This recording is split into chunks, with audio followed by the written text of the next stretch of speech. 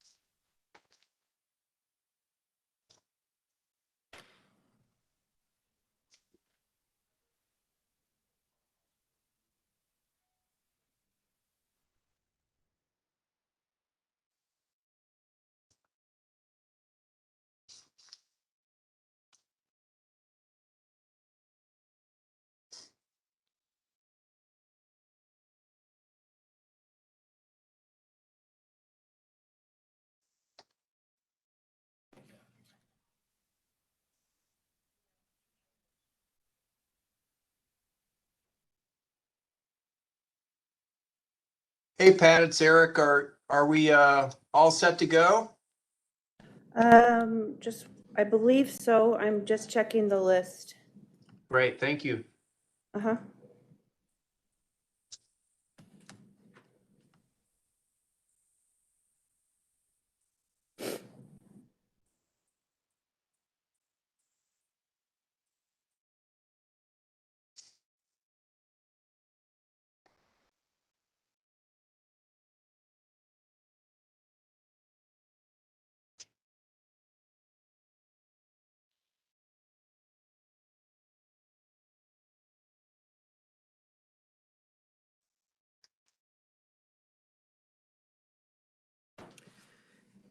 Chair, it looks like we're waiting for a couple of others to join, so if we can just wait another minute or two, we should be ready to go.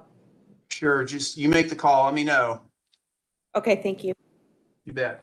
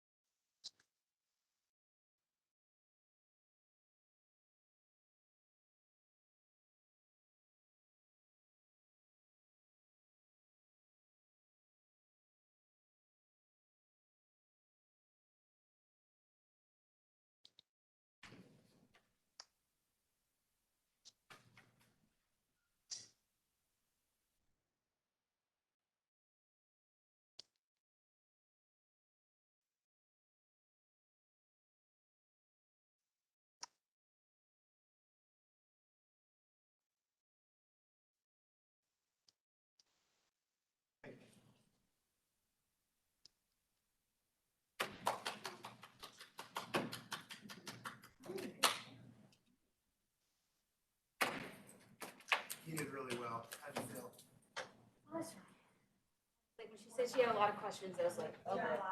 We are live.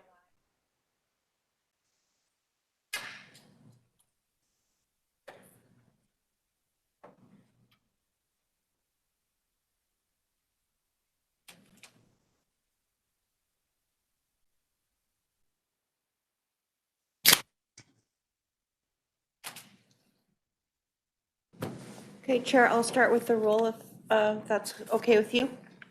Please go ahead, Pat. Okay. City of Avondale, Gina Montez. Here.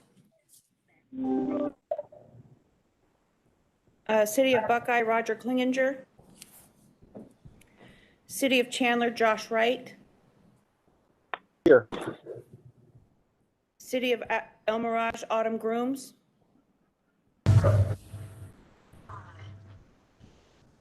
I see her on the list. Town of Fountain Hills, Dave Trimble. Here. Town of Gilbert, Mary Goodman. Here. City of Glendale, Kevin Phelps. City of Goodyear, Julie Arundel. Here. Jacqueline Edwards, Maricopa County. Here. City of Mesa, Chris Brady. Here. City of Peoria, Eric Strunk. Here. City of Phoenix, Ed Zerker. Here. Town of Queen Creek, Bruce Gardner. Here. Mark Milanchenko, City of Scottsdale. Here. Mike Gent, City of Surprise. Present. Eric Iverson, City of Tempe. Here. Chair, we are ready to begin. Great. Thank you, Pat. With that, we'll start the Joint Transit Management Committee meeting, and Rail Management Committee meeting of April 7th.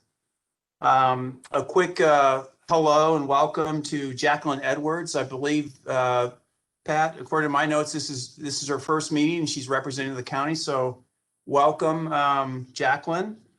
A couple quick items. If you'd like to ask a question, we have the chat room. You can also raise your hand, I believe. There's a way to do that. And we'll be sure to acknowledge that. And also too, just because of the technology, we're all aware that we'll take public comments during the public commentary period. They're submitted, so we'll be sure to do that. And also, as usual, please mute your phones and your mics if you're not speaking. So with that, we'll move on to item number 1. Pat, is there anything you'd like to report in public comment? Nothing's been submitted thus far. Great. Number 2 is the Chief Executive Officer's report, and I'd like to call on Scott Smith, our CEO, to go over that report. Scott? Thank you, Mr. Chair, and welcome to everybody. It's always a pleasure to have you here, and one of the good things is we're meeting here, a lot of the staff in the Valley Metro Board meeting. I know that some of you are starting to phase back into on-site staff on site, and we are making a slow but steady progress back to that too. So hopefully at some point in time, we'll all be here together again. I'd like to start out with some significant things that have gone on since we last met. First of all, we are very, very happy to, a couple of weeks ago, to receive our first streetcar, the first of 6 streetcars. And we held an event on March 22nd with a small socially distanced media event at the rail operations. Had well attended. There's a lot of interest in what goes on in transit, especially when rail is involved. We use that as a leverage to get our overall message out that public transportation is important. And we had well over a dozen great news stories. You can see Councilmember Frankie Heredia there, the chair of our Valley Metro Rail Board and City of Tempe staff. This is the first of 6, as I think we've said in the past. The construction of the streetcar is, for all intents and purposes, finished, just final punch list items. But because of COVID-related production interruptions, the streetcars will be coming in over the next few months, and we're looking at perhaps a late fall opening of the actual streetcar system. So we're excited about that. Right after that event, we invited those that were participating to visit our Rail Operations and Maintenance Center because it is still under construction, and they could get a view of what we've actually done. It's a significant $90 million expansion, and this expansion is actually necessary to meet the needs of a growing fleet. We will move from, over the next 3 years, from a 50 rail car fleet to over 90 rail cars, including new Siemens cars and the 6 streetcar that I just mentioned. We had an opportunity to have both Tempe and Mesa staff there. About a week later, City of Phoenix staff was able to tour that. And I'd like to leave it open to any of you who would like to come down and see how the rail operations. I think you would find it interesting.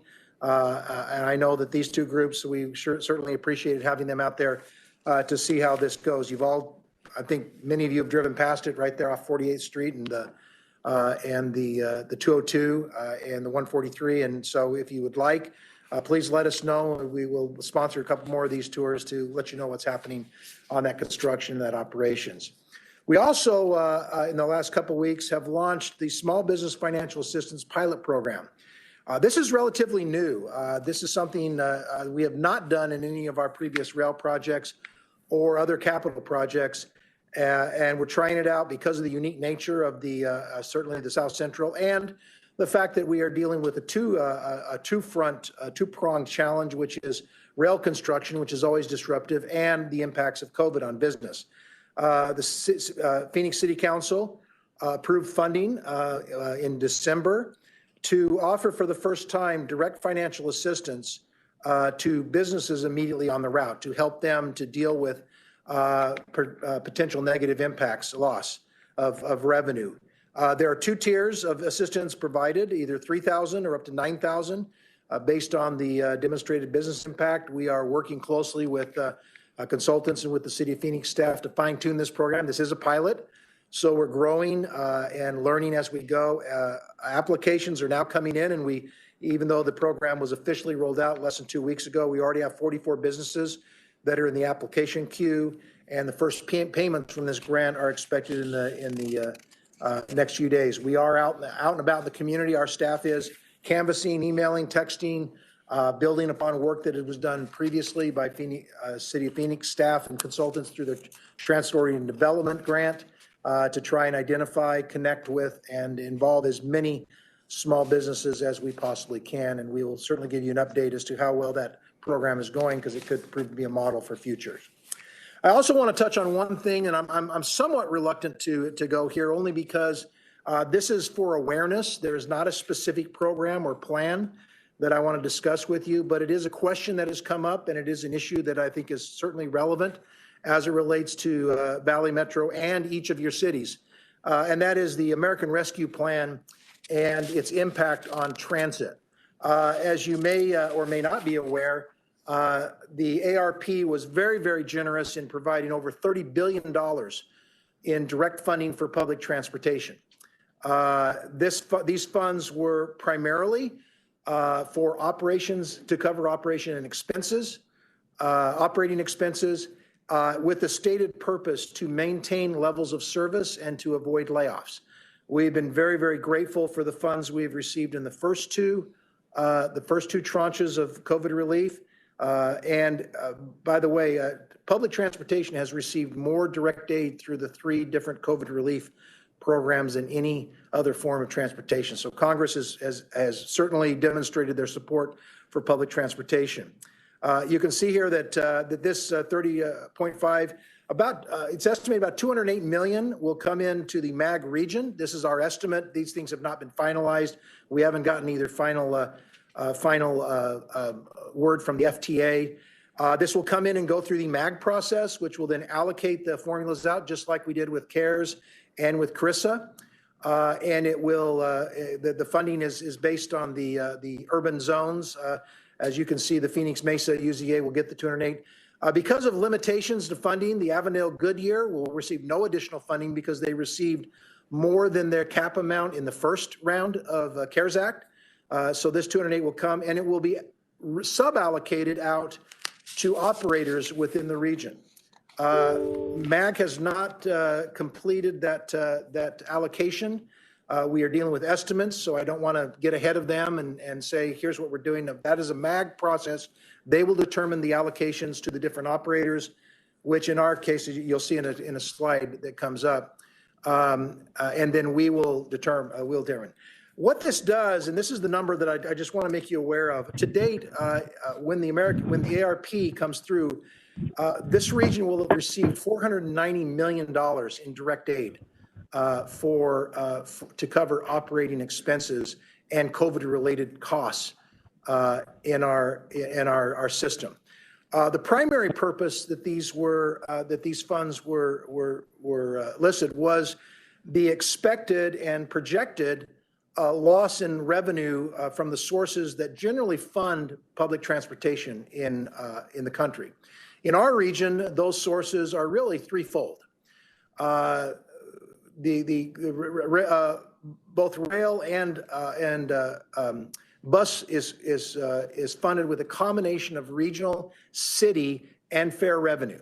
And I guess you could say that the regional and city financing is primarily sales tax based. When we were talking a year ago, it was certainly projected that we would see hits to both of those sources, both the sales tax and the fare revenue. What we've experienced has been, thank heavens, in our area of the country at least, that our sales tax have held somewhat steady. Different cities have had different experiences, but as far as the regional fund is, we are actually exceeding actual pre-COVID collections. So from a sales tax, we do not have a gap. That is a very different story when it comes to fare revenue. Fare revenue has been affected by two primary reasons. And as you can see, that's a very large number region-wide, over $50 million in fare revenue.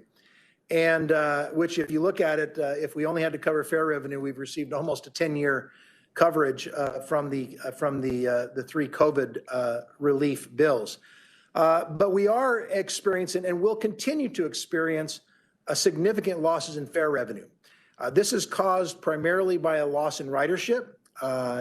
Also on the bus side, it's been exacerbated by the fact that we have been in rear door boarding for the past 10 and a half, 11 months, which means we basically have been working without a fare box. Our budget for Valley Metro and City of Phoenix, I'm assuming has the same basic approach, is that even in a recovery period, we may only collect 20% of the fare revenue that we have historically collected. This will happen until riders return and we're collecting revenue. When will that happen? We don't know. I don't think anyone can tell where we're going to be a year, 2, 3 years from now. Although, if you read many of the so-called experts, there are a lot of projections that we may not be back for 3 to 5 years. And so that's what I want to talk about today. And once again, this is just an awareness issue. I do not have a specific program.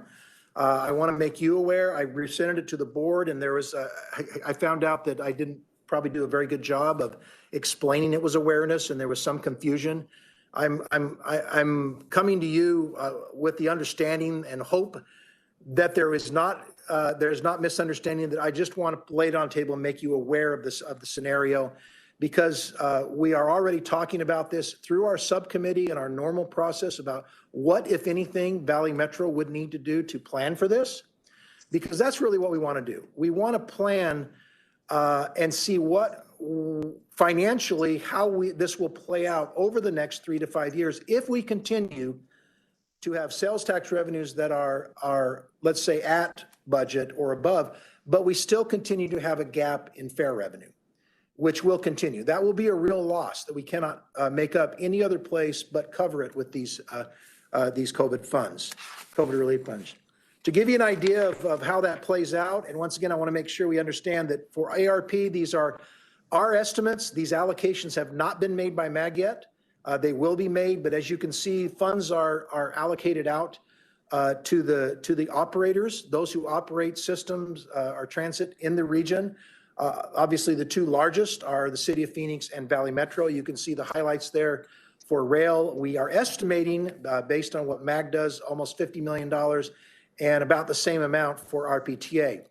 Generally, what we have done in the first two COVID relief is that these funds that are allocated out to us as Valley Metro have then flowed through for first of all, they're used to cover the shortfall in fare revenue. That's the first level in the ladder. Then they have been allocated out immediately based on feedback from your staff to the cities, generally based on the PTF jurisdictional equity type formulas that we use to spread these out to the cities. The issue I want to make you aware of is that we are somewhat, I don't want to say concerned, but we want to make sure that as we go through both our budgeting and the city budgeting, and it more impacts the city simply because these ARP do not impact our operating budgets or other things, but they do impact how our services are paid for by primarily you, the city. And so it will have a revenue and a payment issue going forward. As I've said, in the first two COVID relief, these monies were credited out to the cities through the intergovernmental agreements the IGAs that we implement every year. And you have received a direct credit for your portion, your proportionate share of what those monies are. We can do the same thing with this, but what we at least want to do before we make a final decision and as you look at your budget, we want to at least lay on the table that if the fare revenue gap goes on for 2, 3, 4 years, that will be a gap you will have to make up, and possibly after COVID monies have been allocated out the city. That's our concern, that we not take into account or understand that our revenue gap in fares is a 3 to 5 year process, and we want to make sure that as you and we are looking at our long-term revenue, that we don't find ourselves creating some sort of a financial cliff in year 3 and 4, where we've allocated out all of the COVID relief monies, and now we're looking at a shortfall that you then and we will have to make up through other sources, through your budgets. Just want to make you aware of that. We're not proposing anything other than please be aware of that. We're also concerned that this be handled in a more of a long-term basis, because this COVID relief and the sales tax has not hit all of your cities the same. There are differences. And as I've mentioned, the primary reason for COVID relief funding from Congress was to maintain levels of service and to keep layoffs from happening. If we utilize all these funds up front, and let's say 3 or 4 years, we find ourselves in a gap in some cities, perhaps for a variety of reasons, now have to make up more than they had anticipated. We are worried that we could actually be in situations where we're discussing reducing revenue about the same time that we are also out with the public with a Prop 400 extension talking about continuing to fund revenue.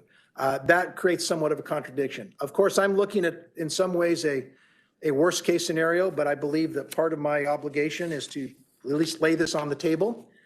As I've mentioned, we want to do it for you because this does impact, as you discuss, your broader city budget issues. And I know that you have a lot of things on the table. You have several different COVID relief items on the table. I just want you to be aware that this situation does exist.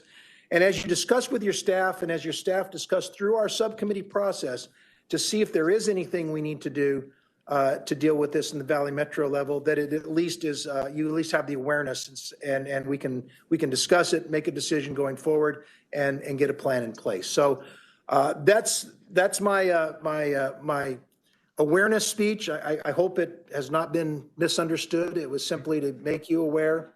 And as we move forward through our committee and through further things, if there is something that specifically relates, it will obviously come back to you before anything is done, and then to the board, and we will work through our process. So, Mr. Chair, that's my report.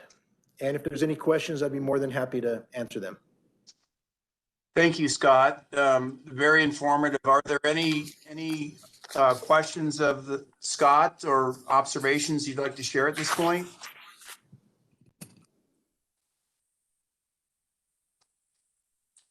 Okay, I'm not hearing any. So Scott, just to clarify, This is an item that you intend to explore a little further, as you mentioned, through subcommittee work, various Yes, work. yes, we have already brought it up and are having discussions, Paul Okay. Hodgins, preliminary discussions through the the financial working group. We understand that in your city budget, you have budget directors, CFOs, whatever it is, that deal with the entire budget, and that transit is only one small part. So we're hoping that as we work through the details with both your transit and your financial staff that attend the financial working group and other subcommittees, that we can at least make sure that this issue is on the table and is dealt with both in our process and also within your city budgeting process. All right, very good. Thank you. Unless there are any other comments, we will move on to item number 3, minutes. And these are the minutes from the March 3rd, 2021 joint TMC RMC meetings.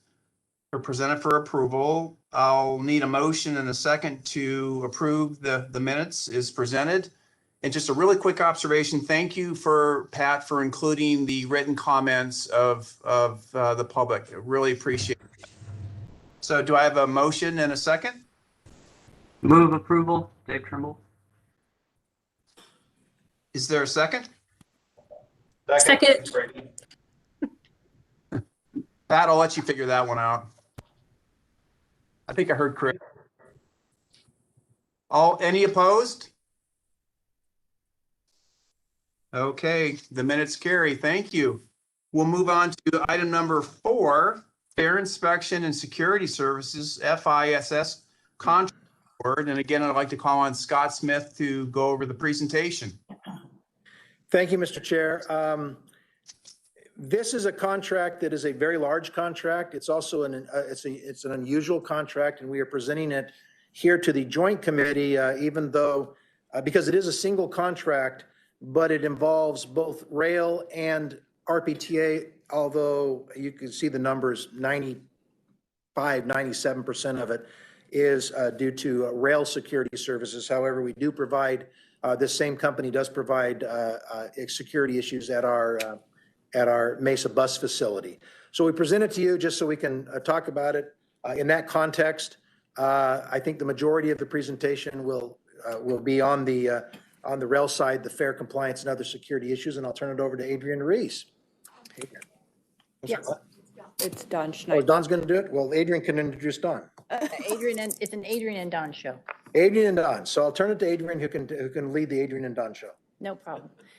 Thank you. Good morning, Chair, members of the TMC RMC. I, along with Security Manager Don Schneidmiller, will be presenting today for the Fair Inspection Security Services Contract Award.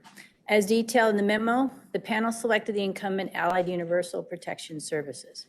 Prior to Don presenting on the budget piece, I want to cover the background for the last 5 years and take this opportunity to review the milestones and primary activities for the existing contract. As Scott mentioned, our apologies first for the heavy rail emphasis, but we want to also highlight there is a piece of this contract specific to the RPTA Greenfield Bus Operations Facility and asset security. The first portion I want to cover is the personnel assigned to this contract are responsible for OMC security, post and patrol, dispatch communication and control, park and ride security, field security officers, supervision, and recruitment. In slide number 2. During the existing term of this security services contract, we have worked to achieve several milestones, the first being a mantra of presence matters, as a cultural shift to a customer service focus. This has also included a highlight to training and diversity, ethics and personal conduct, and behavioral pattern recognition. Over the last 5 years, we have increased security staffing hours by 30% in response to customer input and increase in incidents on board and at stations, and in response to stakeholders' requests to address rider satisfaction and security. Next slide. Let's transition to the next slide in effort to cover the significant accomplishments during the last 5 years of the existing contract. As you can see on the far left, during the month of October of 2017, and as another method to address stakeholder and customer requests to address security concerns, Valley Metro worked with the city stakeholders to refresh the code of conduct. This included the development and install of refreshed signage and an establishment of clear paid fare zones. The adoption of this code of conduct by the board led to Respect the Ride. This has become a permanent forward-facing reminder to our ridership. We hear you and we want everyone to have access to a safe and peaceful transit experience. Alert VM, a ridership-focused tool, came into the hands of the ridership approximately 1 year later in November of 2018. This tool allowed for our riders to report non-emergencies and gave them a real-time communication tool. The feedback from ridership on the ability to communicate directly with customer service and ultimately a security member added a valuable multiplier in our response capability. Respond before an issue becomes an incident. Finally, another significant achievement occurred in October of 2019 when we modified our field deployment, splitting the alignment into a west and east loop at 50th Street. We split the teams of 2 into solo teams, but working one train. The security members stayed on the respective car the entire trip until the end of the line, where they then boarded the next train and returned to 50th Street Station. The response from riders was significant in customer service comments, not complaints, and a decrease in incidents almost within days. As you can see by the decrease in the number of incidents prior to April 2020, we know that presence matters. We'd also like to recognize the fact that by March and April of 2020, we had the impacts of COVID slowly starting to show in our community. The key note here, although ridership was much lower, we still had an uptick in incidents starting in April, presumed because we had a decrease in the daily business school commuter and a shift in the ridership behavior, with less eyes and ears acting as deterrents for bad behavior. Unfortunately, during this time, we also had a significant increase in assaults on security. In response, we had to shift our staffing back to teams of 2 to 1 car. Next slide. Another thing we wanted to point out is we wanted to revisit the rider safety study conducted in July of 2019. Some key takeaways from this study, a specific focus this time on safety and security, was 54% of those surveyed noticed an increase in security and see more security, and noted an increase in rule enforcement and checking of passes. Next slide. So going back to the mantra that staffing matters, presence matters, the results in staffing increases of over 30% the last 5 years, modification to deployment to cover each car with a security member could only cover about 40 to 45% of the fleet during that time. And the use of technology in the hands of our riders, we see that 76% of those surveyed would continue riding light rail, and more significantly, 71% would recommend light rail to others. 47% said their perception of safety over the past year improved. Next slide. And finally, what we have done over the last 5 years, pre-COVID, of course, is a move to incorporate the current contract provider into the Valley Metro family. Quarterly all-hands meetings where all members of the security services team are brought together to review core values of personal and professional accountability, exemplary customer service, and going above and beyond in our performance. These quarterly staff meetings serve as a way to connect with security members in a positive teamwork environment, recognize excellent performance, showcase training, and answer questions. This intrinsic added value is designed to thank those performing the work and make them part of the team. And I have to say a personal comment here.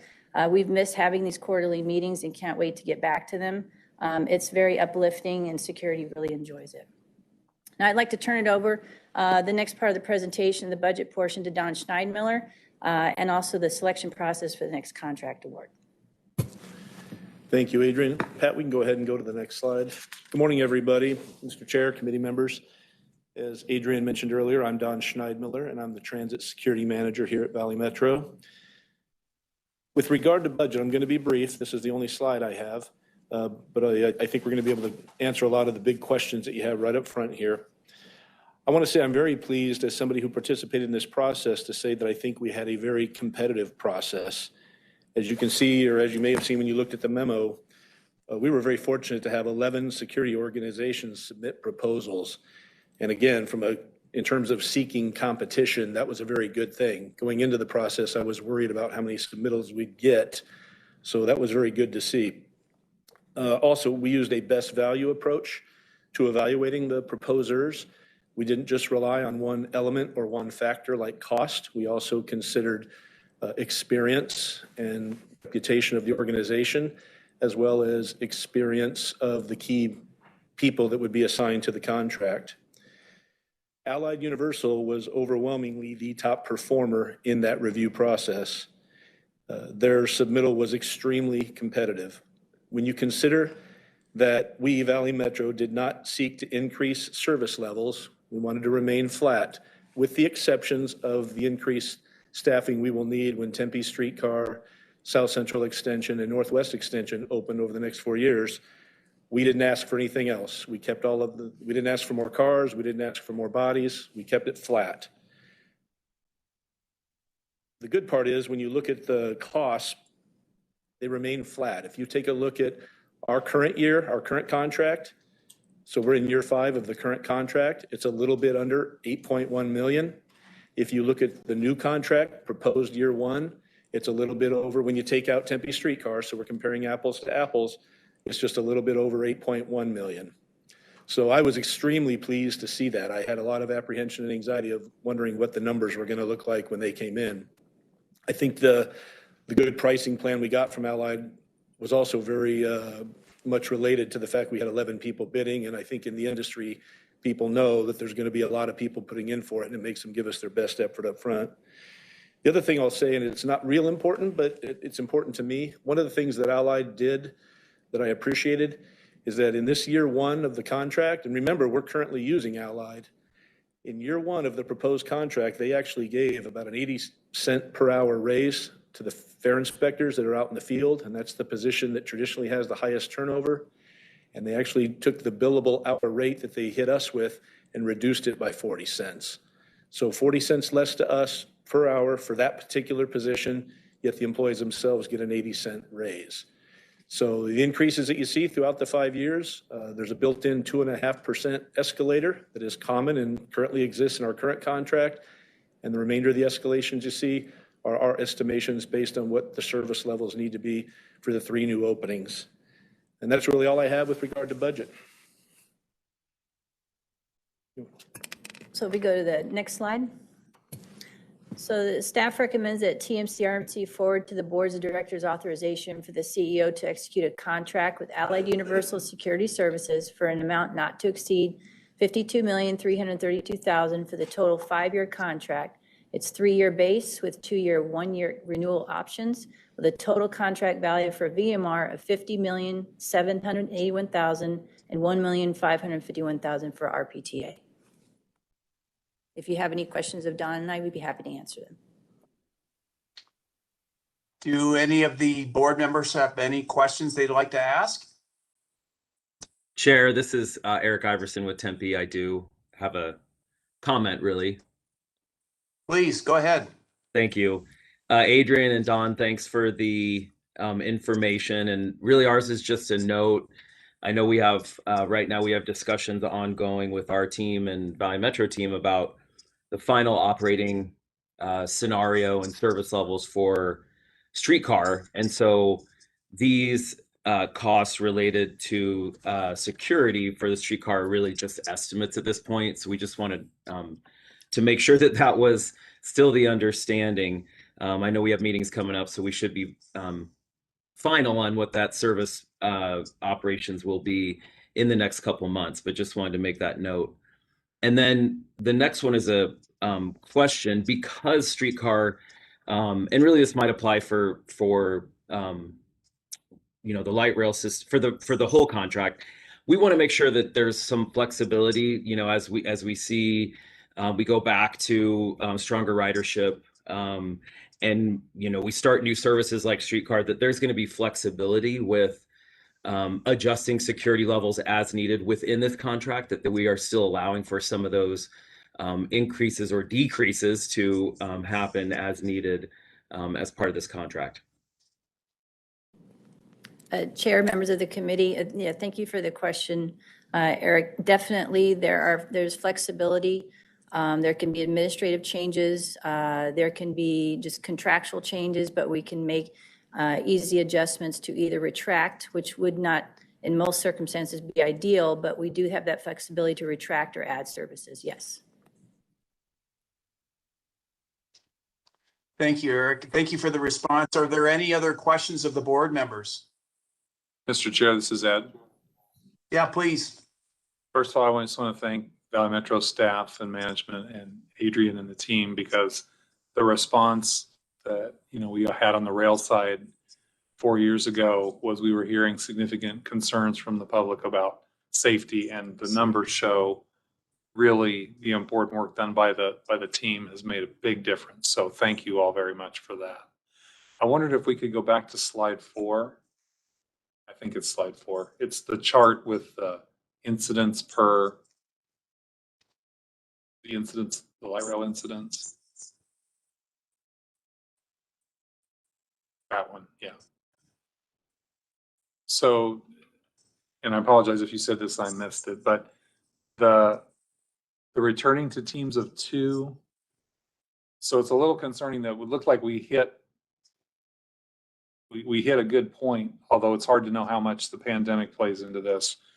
But that clear return with the teams of 2, even with way lower ridership, we're back up to this number of incidents.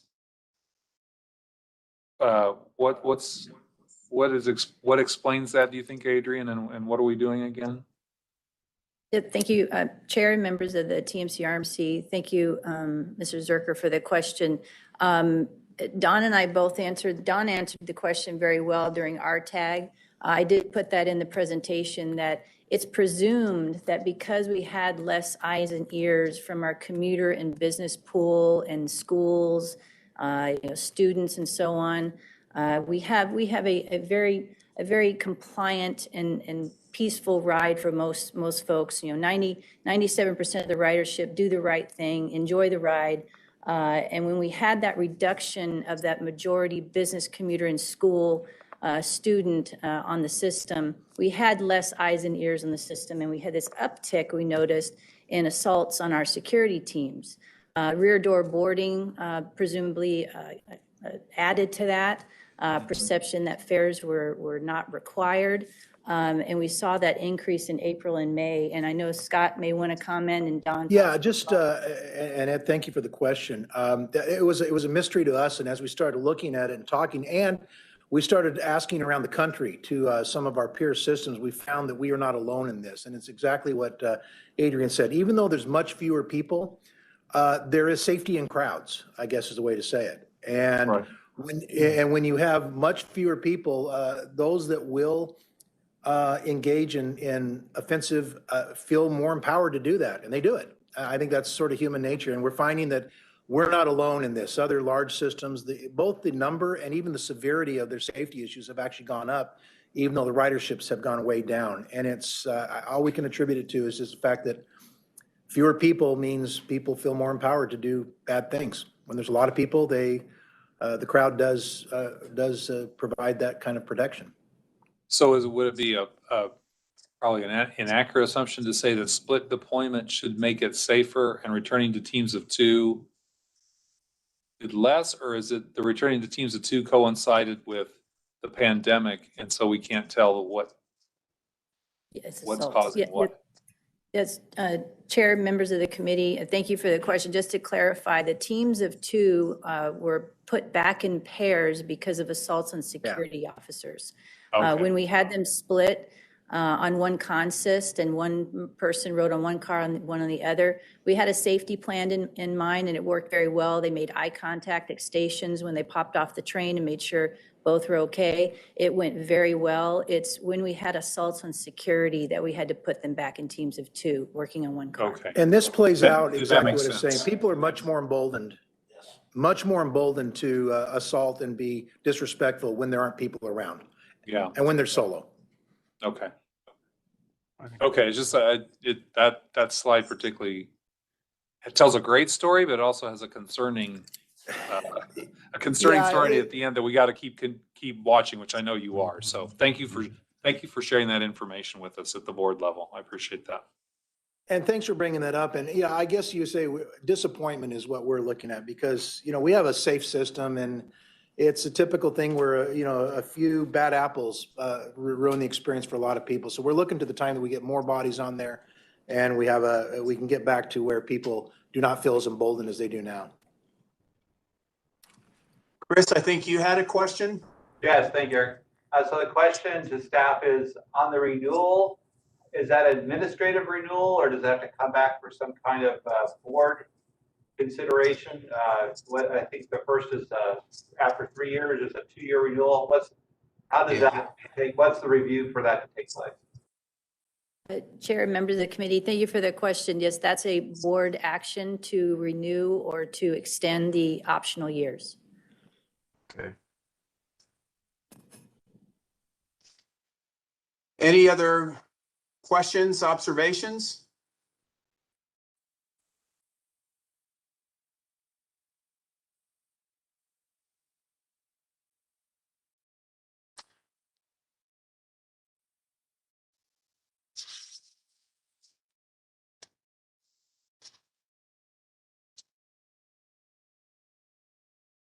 Pat, are you still there? Yes, we're here. We can hear you. Oh, I'm sorry. I thought my That's okay. side of it glitched out, so. Mr. no, Chair, you're I'll fine. move approval of staff Thank you. recommendation. Thank you very much. Do I have a second? Second, Julianne Goodyear. Thank you. I have a first and a second. Any opposed? Okay, we'll move forward. Thank you very much for that conversation. Very good questions. The next item on the agenda is item number 5. And again, I'm going to call on Scott Smith. We're going to talk about cyber assessment and next steps. So Scott, if you could take it from here. Thanks, Mr. Chair. And I think one thing that has been noticed by a lot of, we seem to have a lot of IT type related issues that have come before you and the board recently. And just a little bit of history. 5 years ago, when a strategic plan was set forward, we had a very minimal IT staff. And one of the items that the board approved in the 5-year strategic plan, which is ran through the end of 2020, was to build our IT in-house capabilities. And so a lot of what you're seeing are the efforts ongoing to really build that. And in Phil Oslin, our current IT director, we have someone who is very, very diligent in doing that. So what you're seeing now is really, in many ways, the culmination of those efforts that have been ongoing for a few years. So I'm going to turn over to Phil, who can then talk about the most recent assessment we've done as it relates to cybersecurity. Phil? Thank you, Scott. Actually, I believe Jim has a couple of prepared remarks that he wanted to make, so I will punt to Jim, and then we'll be turning it over to our consultant, Andy, who will be giving the presentation. Jim, please. Jim Hilliard. Sorry about that, Jim. Not at all. Thanks very much, Scott, Oz. So I just wanted to connect a few dots for the committee before handing off to Mr. Jordan. You may recall in November, we came before TMC and later the board seeking approval to engage an IT security expert to assess our IT security program and to develop a roadmap for improvement. And so the firm that was selected is called New Genesis. Their principal and CEO is Andy Jordan, who's led this engagement for us. And so Mr. Jordan's going to present to you his findings today, but we wanted to make sure that you had the context to sort of understand those findings so that we could have a deeper discussion of our next steps in the future. And so Mr. Jordan's presentation will really have 5 components. The first will be providing you some context for our current IT security threat environment. And one thing you'll note is there is an increasing incidence of attacks on public sector entities, and I'll even share some examples of impacts on the transit world. Next, he'll share with you the standards that he used to assess our program. They're the federal Nist security standards, and then the grading scale that he used to sort of assess us against those standards, which is the nationally recognized CMMI model. He'll then talk a little bit about his findings. They fall into sort of 5 different domains per the Nist standards, then what our next steps are, and then answer your questions. However, I know he's happy to answer your questions at any point in the presentation, so please don't feel that you need to save them for the end. Flag him in the note in the comments, and he'd be happy to respond. And so with that sort of quick table of contents, if you will, I'll turn it over to Mr. Jordan. I'd also like to come back very briefly at the end and highlight just a few of his key points. So Andy, please take it away. Thank you. Thank you, board and committee members. I appreciate the time. A little bit about my background. I've spent about 15 years specific in cybersecurity. I hold multiple certifications, both technology and best practices. And again, as Jim mentioned, I did found New Genesis Solutions back in 2018. And we've been working since then. I've been featured in multiple publications, both in written as well as conferences and other venues as well. So I've been through some of this space just to give you a bit of my personal background. Next slide, please. So why care about cybersecurity? Like, what are some of the threats that we're seeing across the board? And I'm going to have some animations through this. So forward one, please. These are some of the cities that we're seeing cybersecurity issues at. Many of us have heard about the city of Atlanta, but two that recently hit the news this year was Oldsmar and then Kingman, Arizona. Next, we have some local within the U.S. transportation cybersecurity incidents that occurred. We had Philadelphia, SEPTA, we had, working backwards, my apologies, we had BART, and then we had Trinity Metro out of Dallas-Fort Worth. We also had international issues within transportation sector. And then the last 2 points here are really going to be some evolutions that we've seen across the board. And so while there is a lot of detail specific to these specific cybersecurity threats, I won't be going to too much detail unless there are questions through them. Next one more, and that probably covers that piece. And then next slide, if we could. So a little bit of history as we look at cybersecurity. I think one of the largest impacts that we've seen was back in Poland in 2008, when a young person went to the library computer, found some mechanisms to take control of the trains using TV remotes, library computers, and others, and causing multiple derailments. This is, of course, a worst case type of scenario. Next slide. We've also seen where there are internationally where it's not just a single transit agency. So this one happened in North Korea, but also started to hit Russia and China and their transit systems as well through the same type of cyber attack. And so it is jumping in terms of transit agencies that cyber attacks can affect. The next one, bringing it close to home, is of course where we had the San Francisco BART impact, to where not only did a cybersecurity event cause an outage within our IT systems, but it also opened up a loss of revenue situation because people were still getting free rides and there was no ability to actually retain or recover those fares that were used during that time. So as we look at cybersecurity, many of us watch the news, many of us are reading the newspaper. I think the challenge and where we're seeing public entities against that trend is since 2017, we're seeing a larger and larger percentage of targeted attacks going against public entities. And so these, in this graph, this is specific to insurance claims. So while there are a number of incidents that may occur that may not go to a claim, this graph is specific to breaches that have gotten severe enough that leveraging the cybersecurity insurance policy is leveraged. So again, we're seeing that damage increase. We're also looking at ransomware across the board to see that about every 2 years, we're getting a doubling event that's occurring within ransomware as an attack threat to organizations. The impact for that back to us is we're seeing the skills and capabilities and the complexity of these attacks getting further and more refined. It used to be that a simple recovery of the data was enough to keep us from having to execute or seeing outages. However, now cybersecurity ransomware events are starting to take data along with encrypting systems, which is a concern across the board. Next slide, please. So just in wrapping up, it isn't so much that we have a single type of data. In fact, we have a lot of different types of data, which make us an attractive target. We have transportation and operational technology systems. We have email. We have private identity information. We have HR, credit cards. We have medical records. We have financial information. These all make us an interesting target for people from the outside, again, maliciously trying to work their way into our environment and then kind of take some of that data or abuse it. Next slide, please. So that walks through a little bit of where we are today with cybersecurity events.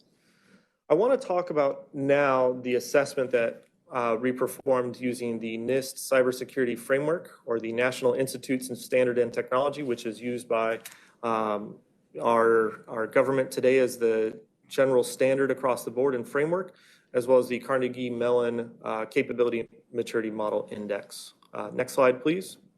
So as we kind of mentioned before a little bit, we did start our information security program back in 2017. The goal of the program is to work in compliance with the government standards and FDA standards that are out there.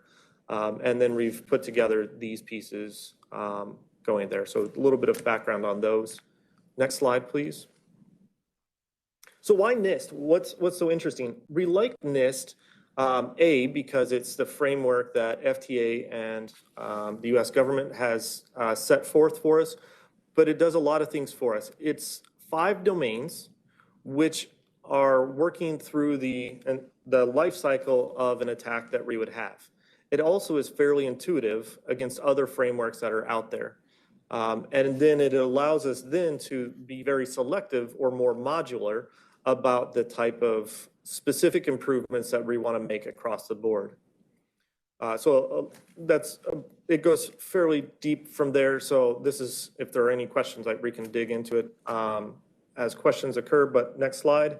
As we looked at the NIST cybersecurity framework, we then determined what our maturity levels are within this. So again, this is the CMMI levels, one being the kind of earliest in the process, to where many things are ad hoc or reactive, going up to level 5, which is connected across not just a single process, but all of the processes in that overarching supply chain or flow. So we get things connected across the board. So those are those 2 pieces. So where are we today? So in 2017, you'll see that we started our program, and then we have been making improvements since that point in time. And so in looking at our program, we're about a 2.78 in looking at all of the controls and pieces. And that includes both processes and technologies that we have in place. And then I have also taken some time to outline what that roadmap and series of quick improvements that we can make to continue growing and maturing the cybersecurity program. Brief moment for water, my apologies. Within our 5 domains, you can see, with purple being where we are, kind of today, and then outlining where we want to specifically improve those areas. The focus of where we want to improve things in the beginning, or with more of a focus, is in the identification and protection stage. And of course, as well as continuing to mature our detection and response and recovery strategies. Next slide, please. So this plan, this improvement area or roadmap, is really going to happen and continue to be improved over the next 2 years. We're going to be annually reviewing and continuously improving this. And some of the things that you're going to see in the next 12 months within this is going to be, first and foremost, an Octave risk assessment, which is focused across our entire Valley Metro set of processes, not just IT and technology, but we're working to identify more business-related risks that would occur, and then, of course, discuss remediation plans to address those risks. Second piece is performing a third-party penetration test, which will be used to validate a lot of our technologies that we have in place to ensure that they are lining up to our expectations and where we believe the program is. And then again, as we mentioned, the program reassessment over time. And so in putting many of these things forward to you guys and as the chair and committee members, wanted to make sure that this was informative. And if there were any questions, and Jim, I will send it back to you to wrap. Thanks, Andy. First, let's see if committee members have any questions from your presentation specifically, since I was just going to highlight, I think, a couple of the key points. Okay, well, hearing no questions. So the few things I just wanted to highlight from Andy's presentation, we tried to keep that as succinct as possible for you. I want to make sure we weren't so succinct that we glossed over anything important. So I think one of the first things to recognize is that for an IT security program that's less than 3 years old, being on the cusp of CMMI level 3 is something that I think Oz and team should really be proud of. CMMI level 3 sort of represents a kind of best practice baseline that most organizations strive to achieve. And so that's really tremendous work. I think Andy mentioned it, but I'll underscore, we think our goal over the next 2 years is to achieve CMMI level 4. So level 5 would be considered a worldwide best practice for IT security. Given the risk that we face in the industry that we're in, we think the best sort of effectiveness and value trade-off for us is a level 4. We're not the NSA, we're not Wells Fargo, but we have very important work and very important data, and we think that's sort of the sweet spot for us in terms of overall performance. Andy mentioned quickly, he's put together for us a roadmap that helps us achieve that level over the next 2 years. And as he showed in the graph of the 5 different domains, our 2 weakest areas of the Nist domains are that identification of risks and then proactive guarding against them. And so that's going to be our focus over the next year. You saw there that we're relatively strong in the detection of risks, in our response to them, and our recovery from them. So we're going to focus on the weakest links in the chain.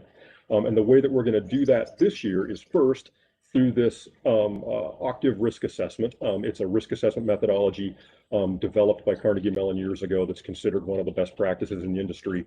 And then followed up with penetration testing, where Andy's firm will come in and simulate hacking attacks on our networks and our staff, determine whether the risks that we've identified and guarded against are in fact guarded against to the level we think is appropriate.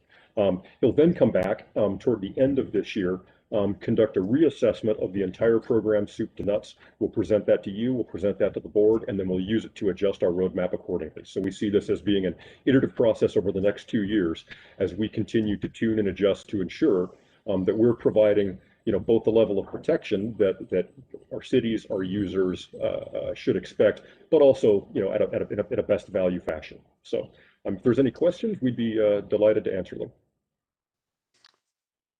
Nice presentation. Are there any questions from the board members?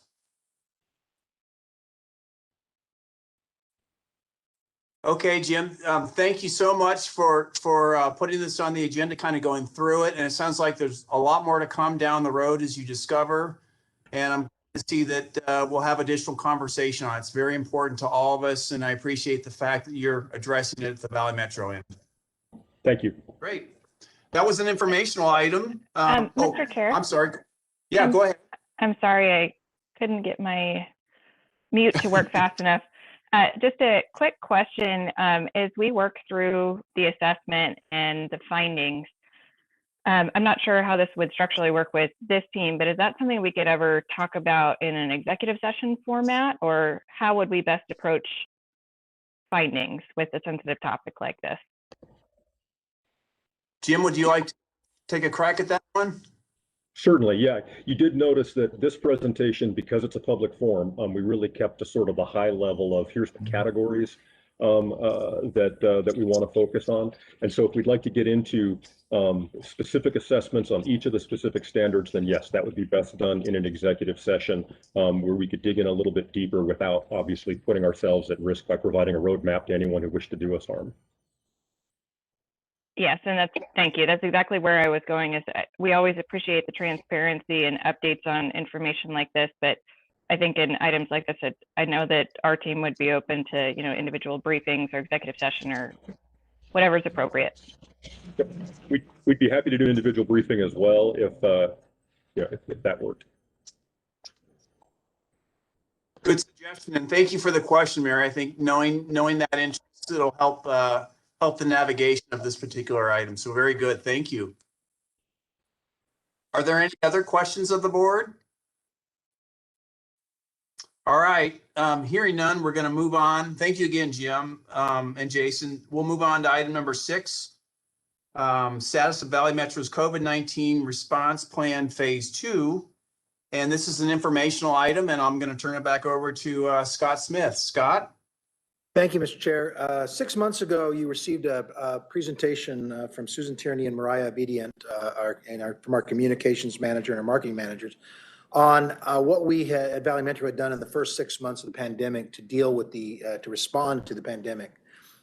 Since we're now another 6 months in, we've been developing what we would call phase 2, obviously with a lot more information and understanding about where we might go. So I'm going to turn it over to Susan and Mariah to give you an update as to what our COVID-19 response plan is. So Susan, Mariah, take it away.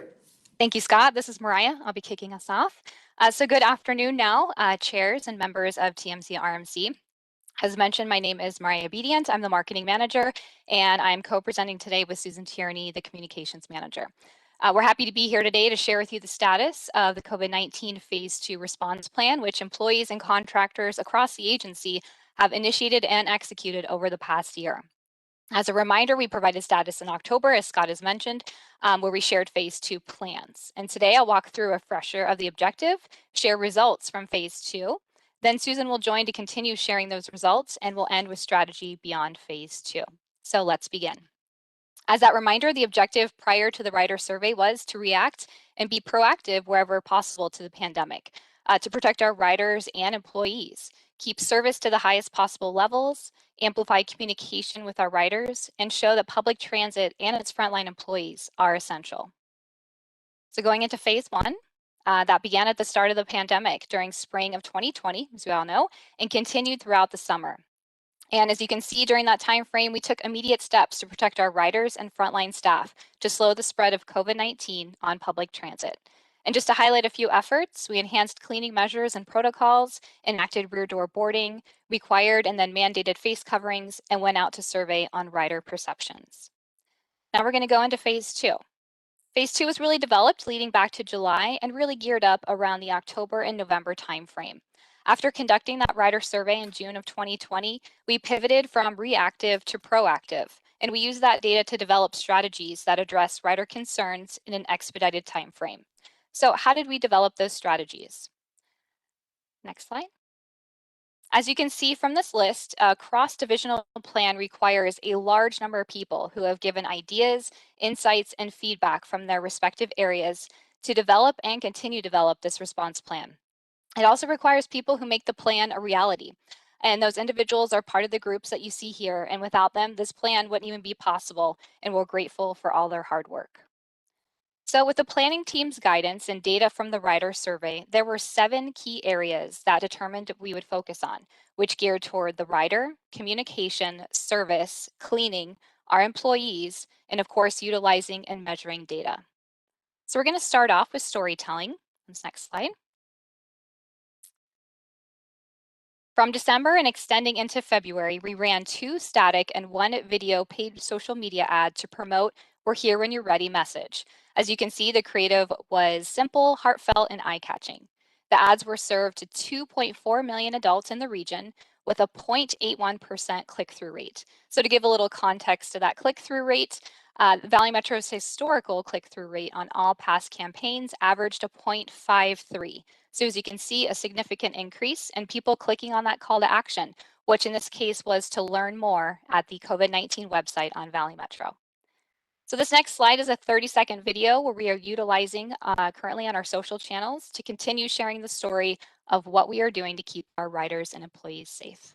Pat, if you can play that. We're here when you're ready.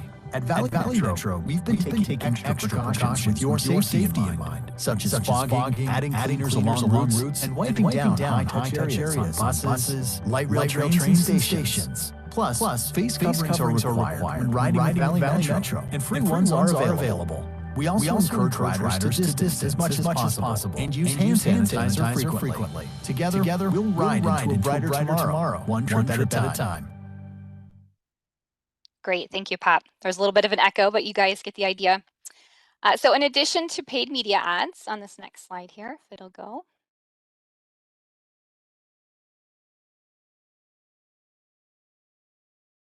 So we also posted recovery-related messages on all of our social channels to continue to educate and share with riders all that the agency is doing to keep them safe. Some of these organic posts, and we call them organic because they're not paid, that content ranged from the mask mandate from President Biden, additional cleaning measures, reminding to social distance, and recognizing our frontline staff, just to name a handful. That resulted in a great number of eyes on our posts, over 3,000 engagements, and engagements include comments, likes, and shares, and also leading to click-throughs to our Valley Metro COVID-19 website. And as Pat is getting that together, I will just continue on into the COVID-19 website. That's perfect there, Pat, thank you. So from December to February, the COVID-19 page had just under 15,000 page views, with visitors staying an average of 2 minutes and 16 seconds. So again, to give context to that number, a comparable page had around 2,200 page views, and visitors stayed on that page only a minute and a half. So this data really shares that visitors to the COVID-19 webpage on Valley Metro were staying long enough to educate themselves on what we are doing to keep them safe. To support that thinking, we also learned that the most visited link after visiting our COVID-19 page was enhanced cleaning protocols. So visitors were really interested to know and learn more on what we were doing to keep the fleet clean. So now I'm going to hand it over to Susan to share the important work that has been conducted with public outreach and the frontline staff. And I know Pat is getting to the right page. So Susan, when she gets there. Thank you, Mariah. Thank you. So since receiving cloth masks last summer, around the June timeframe, we, between the City of Phoenix and Valley Metro, we've distributed more than 34,000 face coverings to our riders. We've also been going out to do checks on how many riders are wearing masks. And right now we're between a 92 to 95% mask compliance rate, which is really very good. Next slide. So to maintain social distancing on our fleet, we increased certain trips on the express buses that began in July of 2020. And then for Phoenix routes, the early morning, weekday, and weekend hours span of service was increased in October. And then since last December, we started the installation of 900 operator barrier doors for operators. And we anticipate completion of that by this summer. So traditionally, our riders would not see how buses are cleaned because that occurs at our operations facilities. So what we did is we added more visible cleaners rotating around the bus layover locations and transit centers to do daily sanitizing and cleaning, making cleaning more visible. For rail, we do have cleaners that are out roaming the platforms, but we added 8 more cleaners at the rail ends of line and along the alignment just to be more visible. So we did receive comments from our riders through social media and customer service, and receiving gratitude in having the cleaners out and more obvious. We know that a clean space translates to a safer place.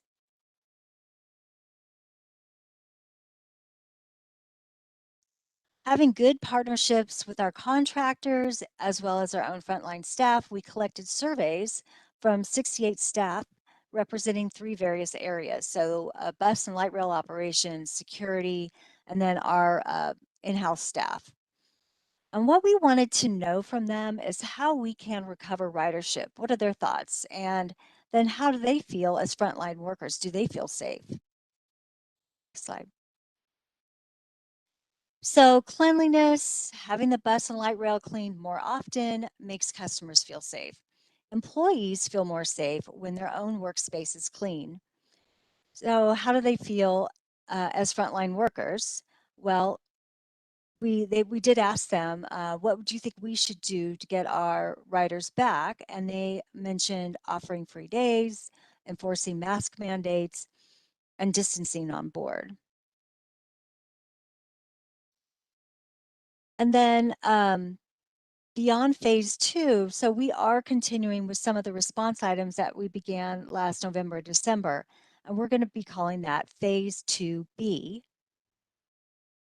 So we will have additional cleaners out through June of 2021, and then the fogging and disinfecting will continue as well. Then we anticipate a return to front door boarding upon the installation of all of our permanent barrier doors, which should be middle of summer. Our goal is to not only welcome riders back to the system, but also to remind them that health and safety measures are in place while encouraging rider empowerment. And so our campaign will also include a message that FAIR is required and that riders should continue to wear a mask on transit. Then we have this artist design messaging. Rider information with artist design signage helps with awareness and visibility because they are friendly and they are informative. We will continue with our social posts, both paid and organic, incorporating health and safety messages while also recognizing our frontline staff. Then we have a new Vix Mobile App, which will have features such as a real-time vehicle location for bus and for train. And then in our June 2020 survey, the riders requested enhanced communications from us and responsiveness. So that's how we're really responding to that. The follow-up to the June 2020 survey will focus on the change that riders have experienced since we've taken extra health and safety precautions and what their impressions are.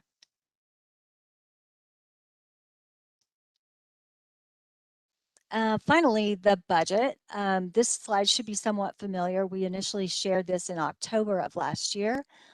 We have the anticipated costs during phase 2, and then the actual costs, which are less than forecasted.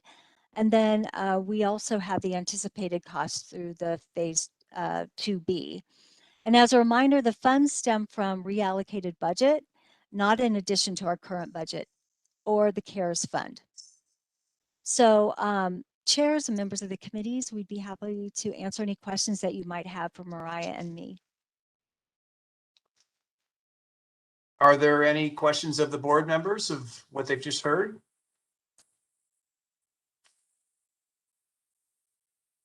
Okay, I'm not hearing any, so you did a very thorough job. I really, thank you so much for that. We'll move on to another informational item, travel expenditures and solicitations. Are there any questions on the materials that were provided to everyone ahead of time?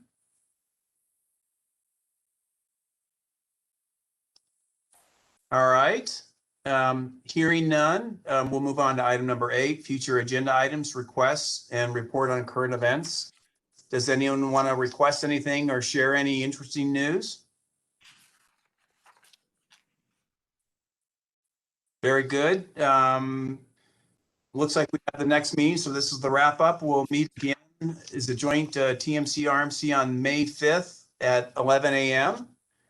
And with that, we'll conclude this meeting and jump into the Transit Management Committee meeting. And I'd like to welcome everyone to the April Transit Management Committee meeting. Pat, I'd like to ask you if you want to report anything on public comment. I think we're taking written comments, so we're good to go. Yes, we're good to go. Good deal. On the minutes, again, thank you for including the public comment from last month into this month's meeting minutes. I'd like to seek a motion and a second to approve the minutes of the March 3rd, 2021 TMC meeting. Do I have a first and a second?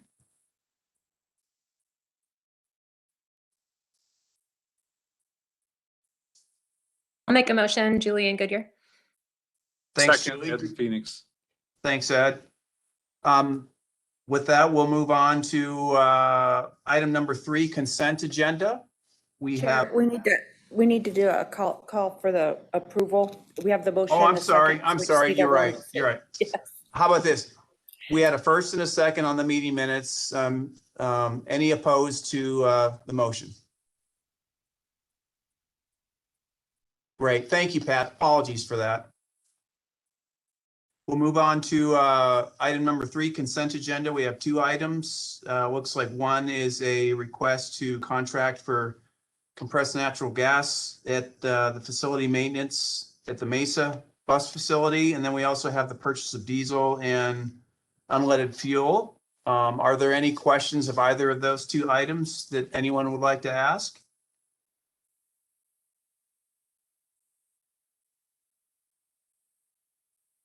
All right. Hearing none, do I have a motion and a second to approve both of those consent agenda items? I'll move approval. Is there a second? I'll second Dave Trimble. Thanks. Any opposed?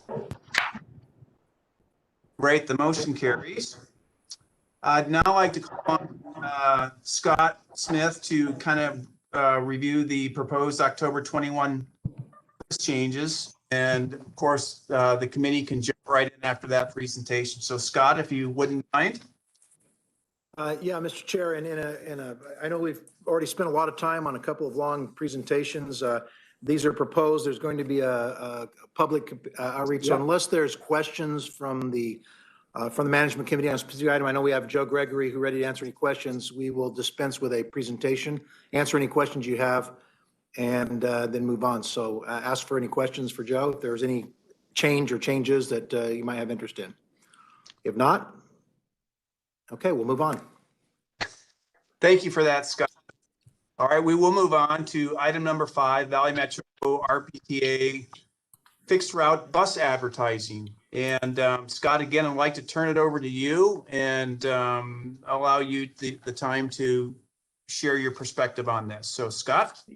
Yeah, thank you. And this is not an issue that we just want to gloss over. Since its inception, RPTA has had a policy not allowing external bus advertising on its buses. And that's held true, and there's a variety of reasons for that Hillary will get into.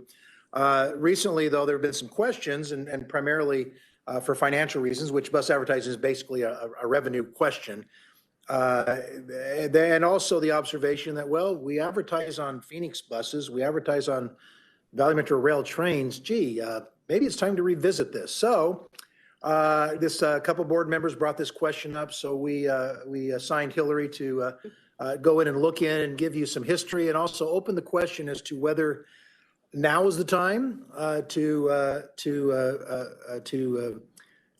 talk about or to implement bus advertising or not. So I'll turn it over to Hillary and she can go through all the pros, cons, history, and what not. Go for it, Hillary. Thank you, Scott. Mr. Chair, members of the committee, thank you. Next slide, Pat. Let's tackle another easy subject today, advertising. We've talked about cybersecurity and pandemic recovery, so I appreciate your time. This is an important discussion. Obviously, advertising is a very subjective discussion, and it's widely debated. What do you talk about after the Super Bowl? You talk about advertising in my family, and certainly is debated by public agencies whether or not you advertise on your assets, and certainly that same discussion is true for transit agencies. Many transit agencies across the country advertise and many do not. Those that choose to, obviously there's strong revenue implications to maintain and sometimes expand service. And those agencies that do not, we'll go over some of those potential concerns today. I will go through the history with you. Just one step back. Thanks. I will go through the history with you. The RPTA board currently has a no advertising policy, and I will go through those board actions with you today. It is an interesting discussion, as it does run in some natural conflict with advertising in the region, with Valley Metro Rail having an advertising program, as well as the City of Phoenix Public Transit. And we do work very closely with City of Phoenix and have learned a lot from them. And we'll talk about some of how that program runs today and some of the concerns there that we want you just to be aware of as we think about approaching this subject. So today's discussion, we're going to give you the history, the challenges, the opportunities, also taking a look at our peers nationwide, and if we move forward, what some of those next steps could be. So a little bit about some of the history. Again, we're looking at transit vehicle advertising history. There's also an extensive amount of advertising that happens at bus shelters and bus benches, and that's not what we're here to talk about today. We're really talking about advertising that happens on the exterior of buses. So on the left side of your screen are some of the more important bus milestones. So in 1994 and in 2000, the RPTA board discussed this item, what appeared to be quite extensively based on the board minutes. And there was a lot of discussion about concerns related to image, related to clutter. There were some references to sort of personal lack of preference. Safety was also brought up a couple different times in those two actions. And at both of those times, the board at that time chose not to move forward, and that no advertising policy continues to today. Also in 1994, the City of Phoenix moved forward with their bus advertising program. And so it's been a revenue generating program for them since 1994. On the rail side, again, on the right side of your screen, obviously the rail program has had a lot more discussion, and we've had a policy in place since 2003, but advertising wasn't allowed at that time. It was really brokered in 2008 with an opportunity that was presented related to a big event coming into the region with the NBA All-Star Game. We did a trial period with that All-Star Game with some train wraps and some station advertising, just to see how the community would react to it, and also see the board would react to it. And subsequent to that trial period, the board did make some changes to allow the advertising policy to move forward and a contract to move forward with CBS Outdoor, which is now Outfront Media, who is also our current advertising administrator on the Valley Metro Rail side. Between 2010 and 2014, the VMR advertising program was slowly opened up. Greater inventory was provided to Outfront Media. Our advertising standards, what we allow in terms of content, was also opened up. And Outfront Media, we did an RFP, and Outfront Media, the incumbent, was selected again in 2015, and the program continues to this day. In fairness to this conversation, we do want to be able to provide you a good amount of context, because we do feel this is an important decision for this, for the RPTA board and for the TMC to think about. And so we did quite a bit in the memo, laid out some challenges and concerns for you guys to consider as we think about making this important decision.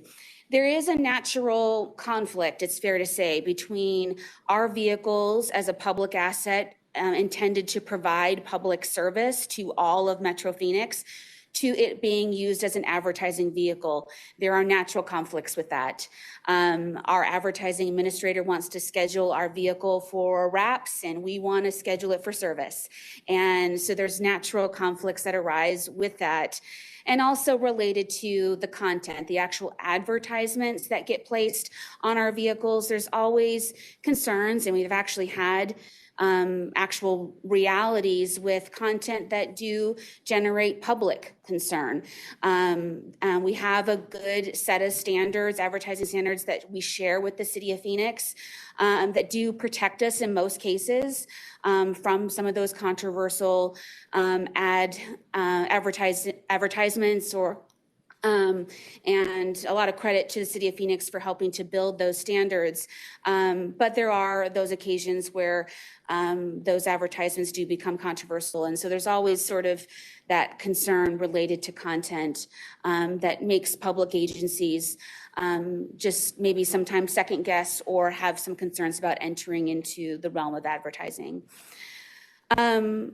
One thing I do as obviously the Director of Communications and Strategic Initiatives, I'm proud of the brand that we have built, utilizing our most visible asset, which is our fleet.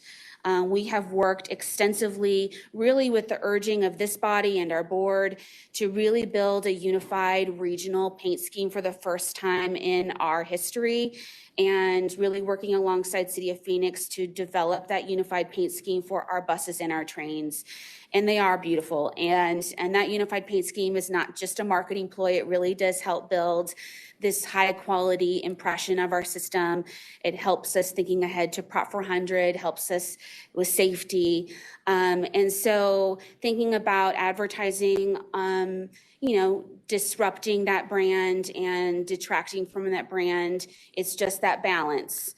And so I think, there's ways to do it where we can achieve balance, but it is something to consider that we've spent a lot of time, a lot of money to brand our vehicles. And so advertising is a detractor to that brand. Maintenance, wear and tear. I mean, it goes without saying that wrapping the vehicles and advertising on the vehicles does create maintenance challenges. Damage to the paint, scrapes on the paint. And we have a very strong contract that does make it very clear about our expectations about returning our vehicle to and our assets to their previous condition.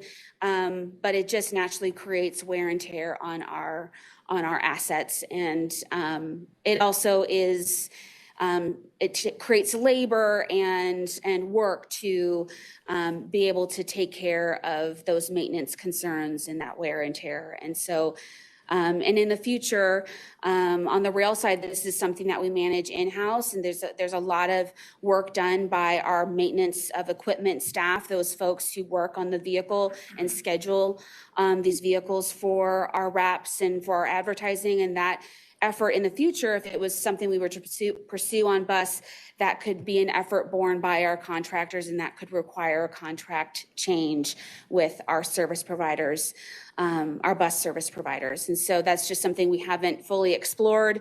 And so that would be something we would need to look at.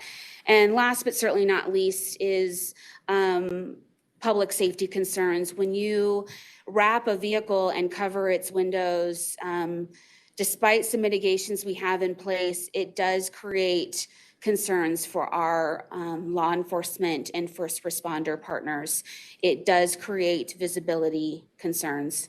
It decreases visibility, and you can't see as well into the vehicle. It does decrease lines of sight into the vehicle. And so it's just something to be mindful of those risks. And again, if we were to go forward, I think we'd want to try and balance those concerns with however we were to move forward.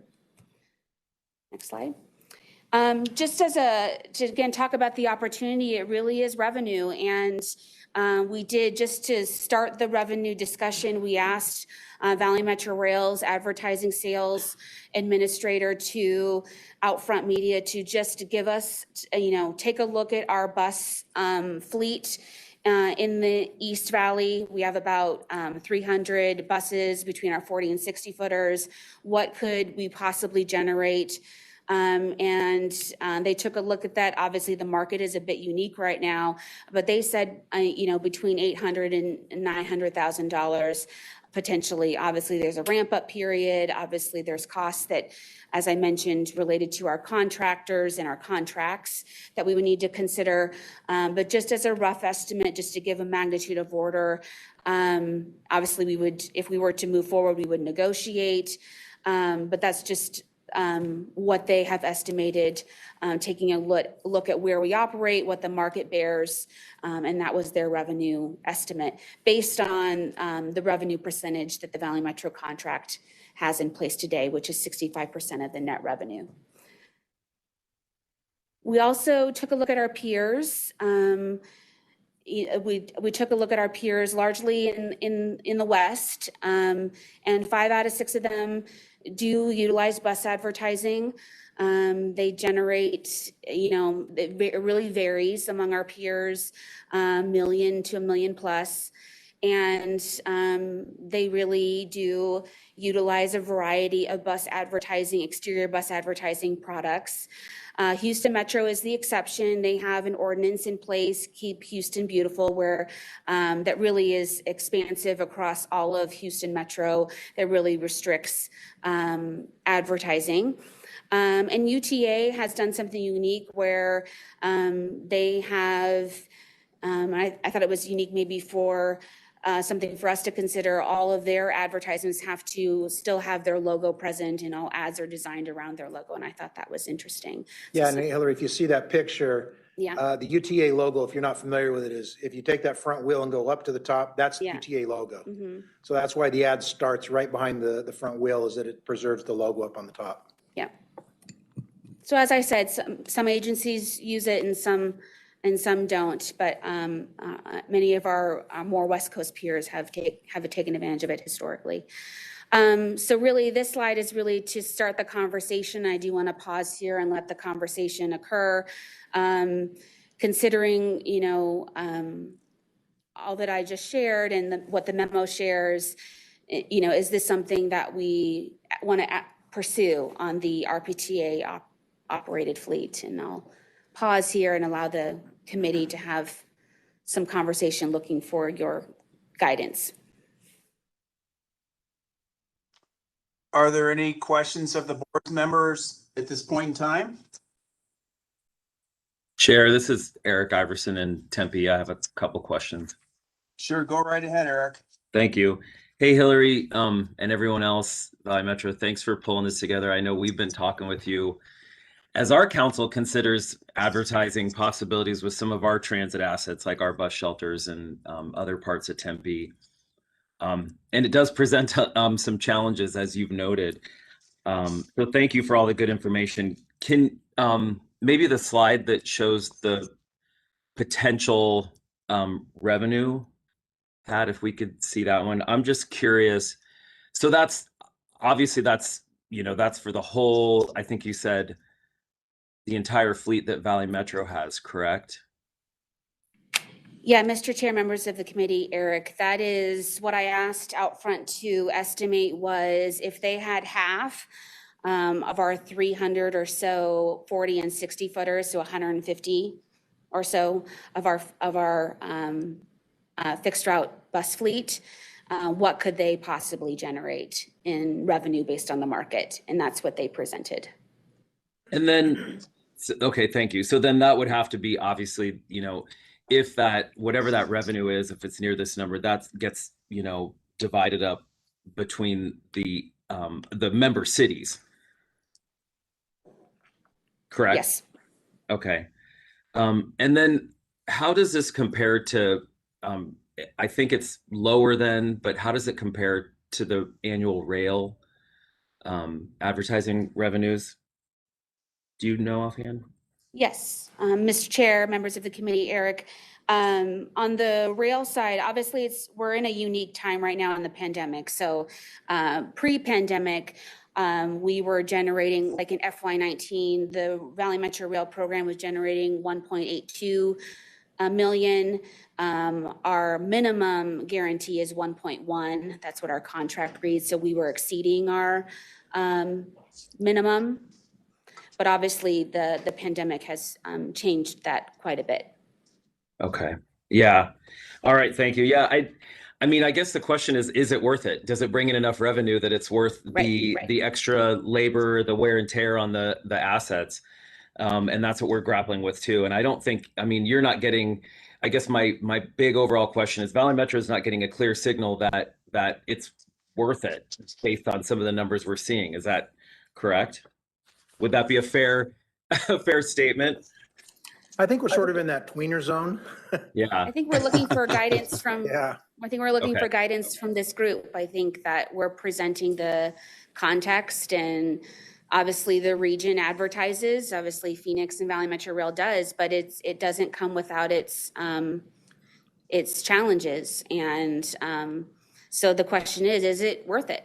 Yeah, and Eric, to your point, you know, if that number were $10 million, we'd probably be having a different conversation than it is now. So it really is, you know, it's $865,000 is not a small amount. It's nothing to sneeze at, but you're right. It's is it worth it? That's the big question. And there's a secondary question of that we also, that I don't know if Hillary was going to get into also, is even the advertising program we have now, with the new paint scheme on our rail and everything, we're really looking at ways to maybe balance that a little bit more, and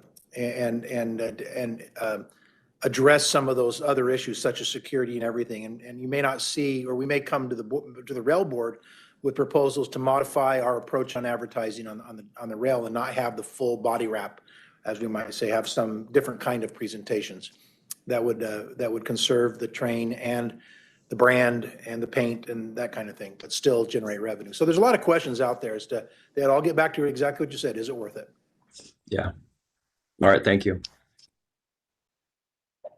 Eric? Other comments? Yeah. Is that it? This is Chris. Chris? Sure. So yeah, the first point I guess I wanted to make sure we understand is the 865,000 whatever estimate, that doesn't net out the other costs that you would have to take on, whether it's the maintenance or the people who are managing the advertising. Not that that's going to make a significant dent, but this is just the total amount you would get from the advertising. Is that correct? Yeah, Mr. Chair, members of the committee, Mr. Brady, that's correct. I will say what's real unknown is on the Valley Metro Rail side, this is largely handled by Valley Metro employees. Obviously, our maintenance of our vehicles are handled by Valley Metro employees. So on the bus side, we would be involving our contracted service providers. And so this could potentially or likely create a change to their contract. And so there is likely to be increased costs associated with that we haven't fully explored. Okay, now I understand it. I guess the other comment I would make is, not that I'm fully against it, but you know, we try so hard as cities to, with the limited tools we have, to really manage signage with our businesses and make it look good and how it appears aesthetically. And of course, we've been limited a lot by that, by recent court rulings, and we appreciate Gilbert for those, for that help. But, you know, I think it's just, it's really hard to imagine here we're trying to manage the signage program, and here we are putting it on transit going around our cities. And so my first inclination is, if we don't have to do it, I'd prefer not to do it, because I think it does create, in some words, it'd be almost like visual pollution. But, you know, I guess at some point, if the dollars speak strong enough, we would do it. But my first inclination is this doesn't seem like, for the community, it doesn't really seem like an improvement. It would be, I guess, my comment on that. Thanks. Any other observations or comments on this one?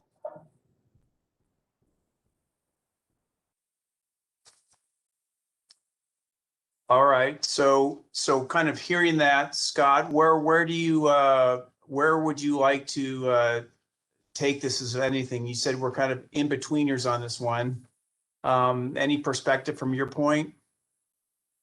Well, Mr. Chair and members of the committee, we have already, the board has asked us to report to them, so we will give them the same report Hillary will give them the same report that you have.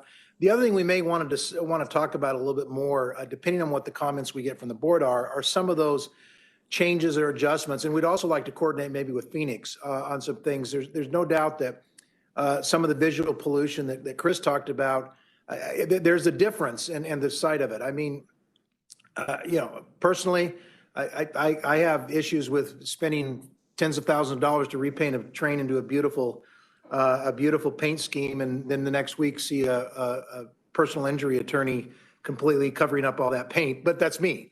You know, this is very subjective as to what is pollution and what is not. We think that there is a balance. I think that what Hillary talked about, it isn't an all or nothing kind of a deal. I know when I travel literally around the world, I deluge Hillary with photos of trains and buses about advertising. And it seems like, for example, in Europe, they really have a great approach where they can balance the advertising on the vehicle while still maintaining safety and logos and branding, and they do it in a very tasteful way. And we'll admit that we could probably do better. So what we might do is, based on the conversation with the board, depending on where they're headed, is perhaps come up with some specific tweaks that might make it more of a specific program and say, well, what if we did this? What if we didn't do a full body wraps? What if we did on the train only the center section? What if we stayed away from windows? What if we stayed away from logos like Utah did? I think you saw that. Where it made the coverage of the advertisement less than the full body wrap. I think those are some kind of things that we might want to prepare and come to the board with, as far as what that balancing is that we've talked about. You know, I don't know that it has to be an all or nothing deal. I think that there's no doubt that even by the discussion today, that over the years, this would have been a very different discussion 15 years ago than it is today. I think there is a general acceptance, as we've said, Phoenix advertises on their buses, we do on trains. So we're planning as if there might be the board consensus to move ahead with advertising. We'd like to provide a little bit more specificity as to what that balance might look like. All right, very good. Very good. Okay. Well, and if you have any ideas on that, please let us know. Get them if you to have you. any, yeah. All right, sounds good. We'll be sure to do that. If no other questions on this one, we'll move forward to the next item. And that would be a request for future agenda items and report on current events. Anyone want to share or ask of anything?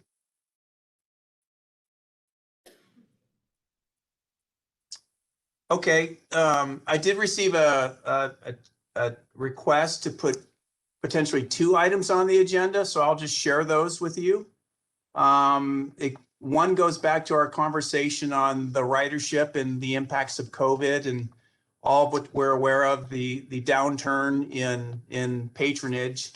And the question is, can we, as a part of looking at the ERA and CARES concept, Scott, that you shared a little earlier in the first meeting, can we look at what the plan is going to be to enhance or increase ridership after this is all resolved? So that's one item that came up, and I've been asked to put it out there for consideration. And then the other is on Route 72. There's a request to discuss transit service improvements and funding impacts to the member cities along that route.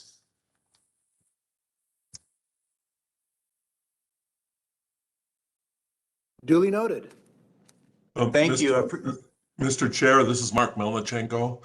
Those were items that I brought up from Scottsdale. And there's been a lot of discussion amongst regional partners and Valley Metro regarding Route 72. And we just kind of wanted to know what the future is. How can we all work together on a common type frequency? Because that's our important spine through our city. So I just wanted to bring that up as for future discussion. Thank you. Thank you. Are there any other requests or observations that anyone would like to share? All right. If not, we'll just note the end of the meeting, and the next one will be on May 5th at 11 a.m. And Scott and staff, thank you so much for these 2 meetings and your presentations. And I'll now turn it over to Chris Brady and Mesa to move on with the management committee. So thank you and have a great day, all. Thank you, Mr. Chair. All right, Pat, can I just go ahead and get started? Yes, sir. All right. So we'll convene the meeting of the Rail Management Committee. So thank you for joining us. Again, public comments will be taken in written format and be entered into the official minutes of the meeting. The second item is the minutes from the March 3rd, 2021 RMC meeting are presented for approval. Do I have a motion to approve the minutes of the the March 3rd, 2021 meeting, RMC meeting? So moved. We have a motion. Do we have a second? This is Eric, second. Thank you, Eric. We have a motion and a second. Is there anyone who opposes the approval of the meeting minutes? Hearing none, we'll have those approved. On the consent agenda, item number 3 is presented for action. This is we're changing the this is the Asian district. Oh, changing the title. This is fine. Yeah, this is information. This is we're just changing the theme of that's on the station here. That's in our Asian district. It's become a very popular location with many Asian restaurants, and so we're excited about being able to recognize this location for that district. So anyway, so this item is on the agenda for action. Do I have a motion for approval? I'll move approval. We have a motion. Do we have a second? I'll second, Josh. Thank you. We have a motion and a second. Is there anyone who doesn't approve of this consent agenda? Not, it'll be approved. Thank you. Item 4 is future agenda item requests. Do we have any requests for this agenda in the future? Hearing none, we'll move on. So the next meeting is Wednesday, May 5th at 11 a.m. Thank you all for the meeting. Thank you, Thank you. everybody. Thank you. Have a good afternoon. Take care. Thank You you. can go resuscitate your staff. I think they all had heart attacks.